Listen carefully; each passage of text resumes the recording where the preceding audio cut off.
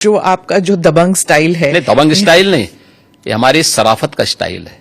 हाँ, आप ये कहते हैं, लेकिन अखिलेश जी और जो उत्तर प्रदेश के बाकी नेता हैं वो यही कहते हैं कि आप जो कह रहे हैं कि प्रशासन और लॉ एंड ऑर्डर जो कंट्रोल में है ये सिर्फ लीपापोती की जाती है। वो उनके सोशल मीडिया हैंडल पे रोज तो मुझे कहता हो लिस्ट आता है। मैं क्या कर रहा हूं, आप मुझे बताइए 66 करोड़ लोग प्रयागराज में आए,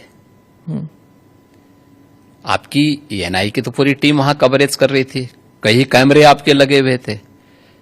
आपने किसी श्रद्धालु को ये कहते हुए सुना कि साहब मेरे साथ लूट हुई है? नहीं। किसी बहन और बेटे को ये कहते हुए सुना कि उसके साथ छेड़खानी हुई है? कहीं पे किसी को ये कहते हुए, किसी व्यापारी को कहते हुए सुना गया कि उससे जबरन किसी ने पैसा मांगा है? किसी व्यक्ति को अपहरण की कोई शिकायत वहां आई क्या इन 45 दिनों में? आप मुझे बताइए इससे बड़ा उदाहरण और क्या हो सकता है? भाई हमारी कितनी भी फोर्स रही होगी वहां पे, तो फोर्स तो एक सीमित संख्या में थी ना, 50,000 के आसपास हमारी फोर्स वहां पे थी।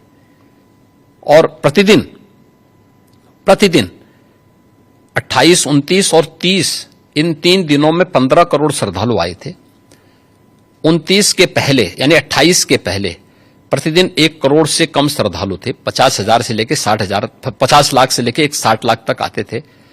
और 29 के बाद से फिर ये बढ़ता गया और 3 फरवरी के बाद से यानी बसंत पंचमी के बाद से यह और तेजी के साथ आगे बढ़ा। संख्या 1.5 करोड़, 2 करोड़, 1.5 करोड़, 2 करोड़ की पर डे की आ रही थी। लेकिन कहीं आप लोगों ने सुना? कोई बात नहीं थी। दूसरा, 25 करोड़ की आबादी का राज्य, अगर आपसी पहले से गुटबाजी नहीं है, पहले से वैमनस्यता नहीं है और कोई आपसी वो नहीं है, तो सामान्य रूप से कोई इस प्रकार की घटना को अंजाम नहीं दे सकता है।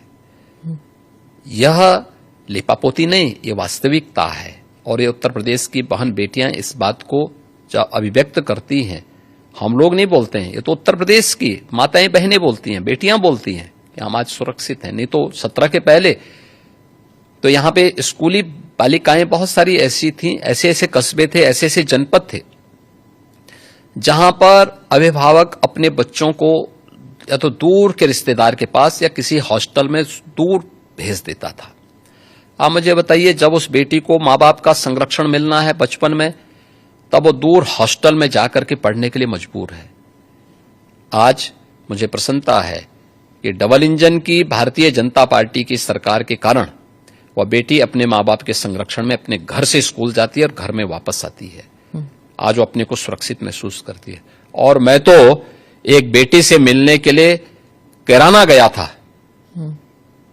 मैं जब उस परिवार में गया था 2015 में, उस परिवार के अभिभावक की हत्या हुई थी। वो एक व्यापारी परिवार था और जब उस परिवार से मिलने के लिए गया था, वह परिवार यहां से भाग करके सूरत चला गया था।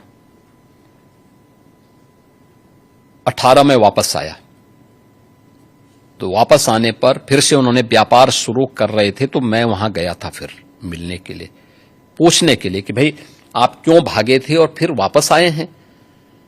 तो उस परिवार ने मुझे बताया, उस परिवार ने कहा साहब हमारे जो परिवार का जो मुखिया थे उनकी तो हत्या कर दी गई 15 में, 2015 में, तब दंगों में। श्री अखिलेश यादव उस समय, दंगों के पहले अखिलेश यादव उस समय चीफ मिनिस्टर थे यहाँ पे, ये दंगों के बाद की बात है।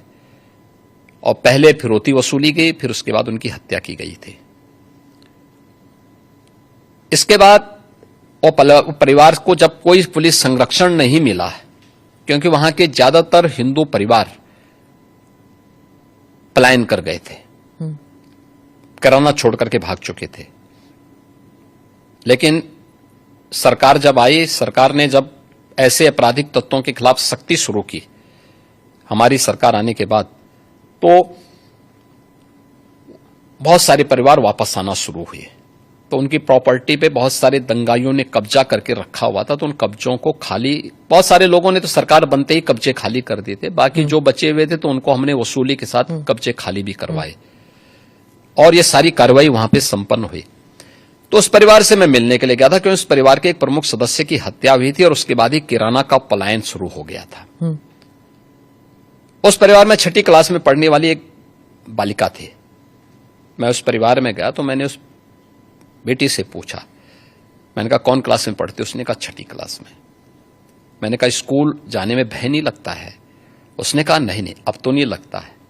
अब सोचिए कि 3 साल पहले जो बेटी स्कूल जाने से वंचित रह गई थी और सूरत जाने के लिए मजबूर हुई थी, वही परिवार वापस आया, क्या उसको सुरक्षा नहीं मिलनी चाहिए थी?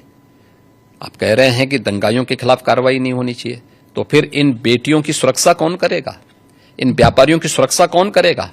तो यही डंडा इन बेटियों की सुरक्षा करता है, इन व्यापारियों की सुरक्षा करता है, इन दंगाइयों को और इन अपराधियों और माफियाओं को ठिकाने भी लगाता है। और इसलिए इतनी सख्ती हमें करनी पड़ती है। और तब 25 करोड़ की जनता भारतीय जनता पार्टी के साथ समर्थन के साथ खड़ी होती है। आपने